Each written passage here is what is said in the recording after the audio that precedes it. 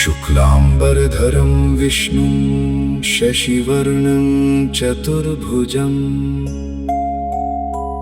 प्रसन्नवदनं ध्यायेत् सर्वविघ्नोपशान्तये।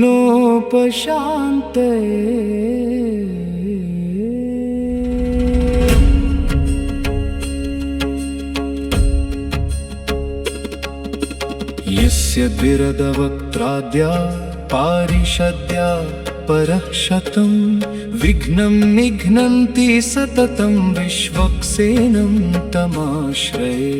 विश्वं विष्णुर्वषट्कारो भूतभव्यभवत्प्रभुः भूतकृद्भूतभृद्भावो भूतात्मा भूतभावनः। भूतात्मा परमात्मा च मुक्तानां परमा अव्ययः पुरुषः साक्षी क्षेत्रज्ञोऽक्षर एव च। योगो योगविदां नेता प्रधानपुरुषेश्वरः नारसिंहवपुः श्रीमान् केशवः पुरुषोत्तमः। सर्वः शर्वः शिवस्थाणुर्भूतादिर्निधिरव्ययः सम्भवो भावनो भर्ता प्रभवः प्रभु ईश्वरः।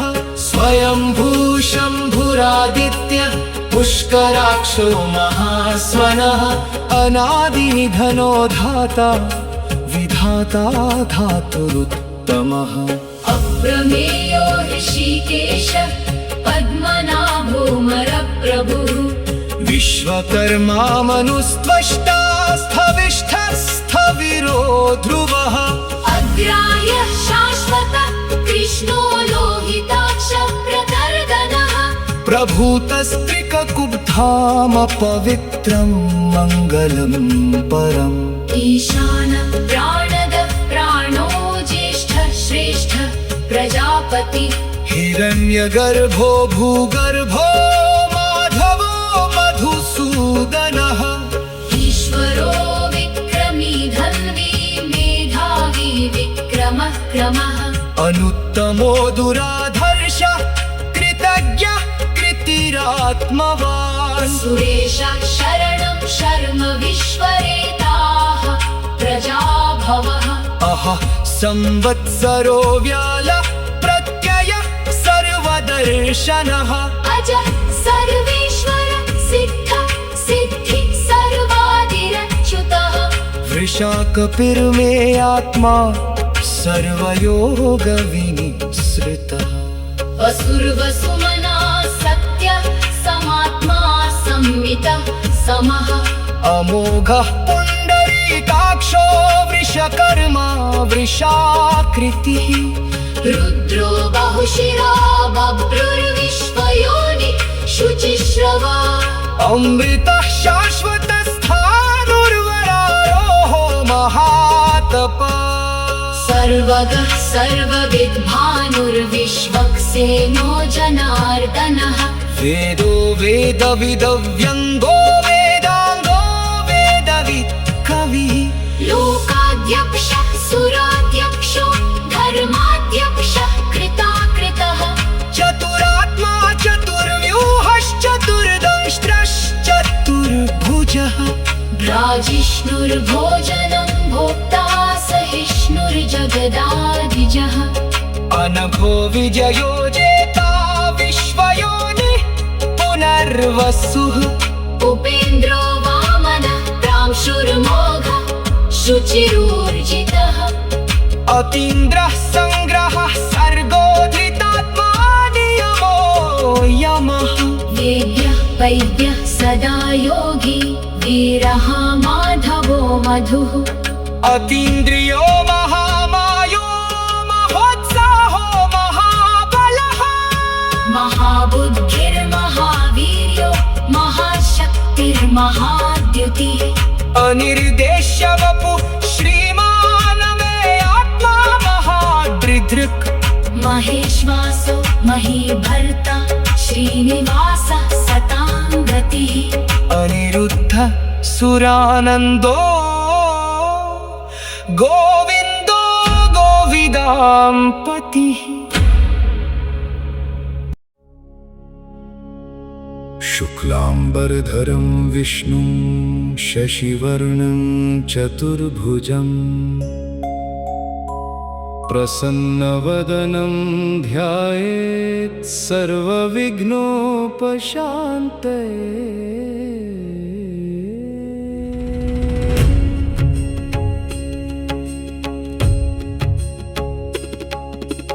यस्य द्विरदवक्त्राद्या पारिषद्या परः शतं विघ्नं निघ्नन्ति सततं विश्वक्सेनं तमाश्रये। विश्वं विष्णुर्वषट्कारो भूतभव्यभवत्प्रभुः भूतकृद्भूतभृद्भावो भूतात्मा भूतभावनः। भूतात्मा परमात्मा च मुक्तानां परमा गतिः अव्ययः पुरुषः साक्षी क्षेत्रज्ञोऽक्षर एव च। योगो योगविदां नेता प्रधानपुरुषेश्वरः नारसिंहवपुः श्रीमान् केशवः पुरुषोत्तमः। सर्वः शर्वः शिवस्थाणुर्भूतादिर्निधिरव्ययः सम्भवो भावनो भर्ता प्रभवः प्रभु ईश्वरः। स्वयंभू शम्भुरादित्यः पुष्कराक्षो महास्वनः। अनादिनिधनो धाता विधाता धातुरुत्तमः। अप्रमेयो ऋषिकेशः पद्मनाभोऽमरप्रभुः विश्वकर्मा मनुस्त्वष्टा स्थविष्ठस्थविरो ध्रुवः। अग्राह्यः शाश्वतः कृष्णो लोहिताक्षः प्रतर्दनः प्रभूतस्त्रिककुब्धामपवित्रं मङ्गलं परम्। ईशानः प्राणदः प्राणो ज्येष्ठः श्रेष्ठः प्रजापति हिरण्यगर्भो भूगर्भो माधवो मधुसूदनः। ईश्वरो विक्रमी धन्वी मेधावी विक्रमः क्रमः अनुत्तमो दुराधर्षः कृतज्ञः कृतिरात्मवान्। सुरेशः शरणं शर्म विश्वरेताः प्रजाभवः अहः संवत्सरो व्यालः प्रत्ययः सर्वदर्शनः। अजः सर्वेश्वर सिद्धः सिद्धिः सर्वादिरच्युतः वृषाकपिर्मे आत्मा सर्वयोगविनिसृतः। वसुर्वसुमना सत्यः समात्मा संमितः समः अमोघः पुण्डरीकाक्षो वृषकर्मा वृषाकृतिः। रुद्रो बहुशिरा बभ्रुर्विश्वयोनि शुचिश्रवा अमृतः शाश्वतस्थाणुर्वरारोः महातपः। सर्वगः सर्वविद्भानुर्विश्वक्सेनो जनार्दनः वेदो वेदविदव्यङ्गो वेदाङ्गो वेदवित् कविः। लोकाध्यक्षः सुराध्यक्षो धर्माध्यक्षः कृताकृतः चतुरात्मा चतुर्व्यूहश्चतुर्दंष्ट्रश्चतुर्भुजः। राजिष्णुर्भोजनं भोक्ता सहिष्णुर्जगदाधिजः अनघो विजयो जेता विश्वयोनिः पुनर्वसुः। उपेन्द्रो वामनः प्रांशुर्मोघः शुचिरूर्जितः अतीन्द्रः सङ्ग्रहः सर्गो धृतात्मा नियमो यमः। वेद्यः वैद्यः सदा योगी वीरः माधवो मधुः अतीन्द्रियो महामायो महोत्साहो महाबलः। महाबुद्धिर्महावीर्यो महाशक्तिर्महाद्युतिः अनिर्देश्य वपु श्रीमान् मे आत्मा महादृदृक्। महेश्वासो महीभर्ता श्रीनिवासः सतां गतिः अनिरुद्ध सुरानन्दो गोविन्दो गोविदां पतिः।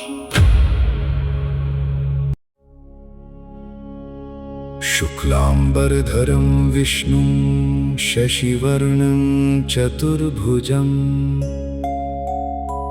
प्रसन्नवदनं ध्यायेत् सर्वविघ्नोपशान्तये।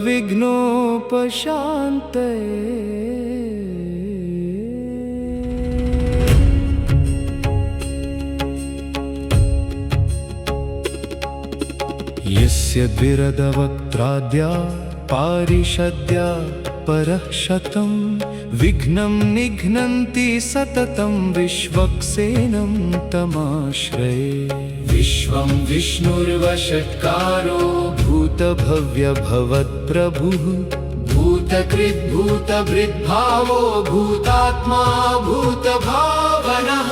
भूतात्मा परमात्मा च मुक्तानां परमा गति अव्ययः पुरुषः साक्षी क्षेत्रज्ञोऽक्षर एव च। योगो योगविदां नेता प्रधानपुरुषेश्वरः नारसिंहवपुः श्रीमान् केशवः पुरुषोत्तमः। सर्वः शर्वः शिवस्थाणुर्भूतादिर्निधिरव्ययः सम्भवो भावनो भर्ता प्रभवः प्रभु ईश्वरः। स्वयंभू शम्भुरादित्यः पुष्कराक्षो महास्वनः अनादिनिधनो धाता विधाता धातुरुत्तमः। अप्रमेयो ऋषिकेशः पद्मनाभोऽमरप्रभुः विश्वकर्मा मनुस्त्वष्टा स्थविष्ठस्थविरो ध्रुवः। अग्रायः शाश्वतः कृष्णो लोहिताक्षः प्रतर्दनः प्रभूतस्त्रिककुब्धाम पवित्रं मङ्गलं परम्। ईशानः प्राणदः प्राणो ज्येष्ठः श्रेष्ठः प्रजापति हिरण्यगर्भो भूगर्भो माधवो मधुसूदनः। ईश्वरो विक्रमी धन्वी मेधावी विक्रमः क्रमः अनुत्तमो दुराधर्षः कृतज्ञः कृतिरात्मवान्। सुरेशः शरणं शर्म विश्वरेताः प्रजाभवः अहः संवत्सरो व्यालः प्रत्ययः सर्वदर्शनः। अजः सर्वेश्वर सिद्धः सिद्धि सर्वादिरच्युतः वृषाकपिर्मे आत्मा सर्वयोगविनिसृतः। असुर्वसुमना सत्यः समात्मा संमितः समः अमोघः पुण्डरीकाक्षो वृषकर्मा वृषाकृतिः। रुद्रो बहुशिरा बभ्रुर्विश्वयोनि शुचिश्रवा अमृतः शाश्वतस्थाणुर्वरारोः महातपः। सर्वगः सर्वविद्भानुर्विश्वक्सेनो जनार्दनः वेदो वेदविदव्यङ्गो वेदाङ्गो वेदवित् कविः। लोकाध्यक्षः सुराध्यक्षो धर्माध्यक्षः कृताकृतः चतुरात्मा चतुर्व्यूहश्चतुर्दंष्ट्रश्चतुर्भुजः। राजिष्णुर्भोजनं भोक्ता सहिष्णुर्जगदाधिजः अनघो विजयो जेता विश्वयोनिः पुनर्वसुः। उपेन्द्रो वामनः प्रांशुर्मोघः शुचिरूर्जितः अतीन्द्रः सङ्ग्रहः सर्गो धृतात्मा नियमो यमः। वेद्यः वैद्यः सदा योगी वीरः माधवो मधुः अतीन्द्रियो महामायो महोत्साहो महाबलः। महाबुद्धिर्महावीर्यो महाशक्तिर्महाद्युतिः अनिर्देश्य वपुः श्रीमान् मे आत्मा महादृदृक्। महेश्वासो महीभर्ता श्रीनिवासः सतां गतिः अनिरुद्धः सुरानन्दो गोविन्दो गोविदां पतिः। शुक्लाम्बरधरं विष्णुं शशिवर्णं चतुर्भुजं प्रसन्नवदनं ध्यायेत् सर्वविघ्नोपशान्तये। यस्य द्विरदवक्त्राद्या पारिषद्या परः शतं विघ्नं निघ्नन्ति सततं विश्वक्सेनं तमाश्रये। विश्वं विष्णुर्वषट्कारो भूतभव्यभवत्प्रभुः भूतकृद्भूतभृद्भावो भूतात्मा भूतभावनः। भूतात्मा परमात्मा च मुक्तानां परमा गतिः अव्ययः पुरुषः साक्षी क्षेत्रज्ञोऽक्षर एव च। योगो योगविदां नेता प्रधानपुरुषेश्वरः नारसिंहवपुः श्रीमान् केशवः पुरुषोत्तमः। सर्वः शर्वः शिवस्थाणुर्भूतादिर्निधिरव्ययः सम्भवो भावनो भर्ता प्रभवः प्रभु ईश्वरः। स्वयंभू शम्भुरादित्यः पुष्कराक्षो महास्वनः। अनादिनिधनो धाता विधाता धातुरुत्तमः। अप्रमेयो ऋषिकेशः पद्मनाभोऽमरप्रभुः विश्वकर्मा मनुस्त्वष्टा स्थविष्ठः स्थविरो ध्रुवः। अग्राह्यः शाश्वतः कृष्णो लोहिताक्षः प्रतर्दनः प्रभूतस्त्रिककुब्धाम पवित्रं मङ्गलं परम्। ईशानः प्राणदः प्राणो ज्येष्ठः श्रेष्ठः प्रजापति हिरण्यगर्भो भूगर्भो माधवो मधुसूदनः। ईश्वरो विक्रमी धन्वी मेधावी विक्रमः क्रमः अनुत्तमो दुराधर्षः कृतज्ञः कृतिरात्मवान्। सुरेशः शरणं शर्म विश्वरेताः प्रजाभवः अहः संवत्सरो व्यालः प्रत्ययः सर्वदर्शनः। अज सर्वेश्वर सिद्ध सिद्धि सर्वादिरच्युतः वृषाकपिर्मे आत्मा सर्वयोगविनिसृतः। वसुर्वसुमना सत्यः समात्मा संवितः समः अमोघः पुण्डरीकाक्षो वृषकर्मा वृषाकृतिः। रुद्रो बहुशिरा बभ्रुर्विश्वयोनि शुचिश्रवा अमृतः शाश्वतस्थाणुर्वरारोः महातपः। सर्वगः सर्वविद्भानुर्विश्वक्सेनो जनार्दनः वेदो वेदविदव्यङ्गो वेदाङ्गो वेदवित् कविः। लोकाध्यक्षः सुराध्यक्षो धर्माध्यक्षः कृताकृतः चतुरात्मा चतुर्व्यूहश्चतुर्दंष्ट्रश्चतुर्भुजः।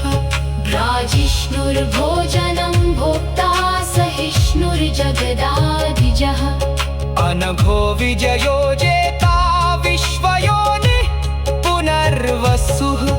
उपेन्द्रो वामनः प्रांशुर्मोघः शुचिरूर्जितः अतीन्द्रः सङ्ग्रहः सर्गो धृतात्मा नियमो यमः। वेद्यः वैद्यः सदा योगी वीरः माधवो मधुः अतीन्द्रियो महामायो महोत्साहो महाबलः। महाबुद्धिर्महावीर्यो महाशक्तिर्महाद्युतिः अनिर्देश्य वपु श्रीमान् मे आत्मा महादृदृक्। महेश्वासो महीभर्ता श्रीनिवासः सतां गतिः अनिरुद्ध सुरानन्दो गोविन्दो गोविदां पतिः।